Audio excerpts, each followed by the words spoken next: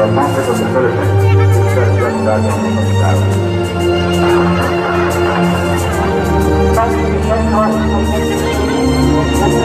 Daniel ng dalawa sa tama, nagpulipon doon sa katawan at itaw na unang itaw ng katawan ng malala ng ating tayo sa katawan ng kalagaluhan. Kaya naman, ipulipon tayo dito sa Plaza Granda, unang itaw ang unang itaw ng Plaza Granda, unang malala ng pagkasinan ng alam.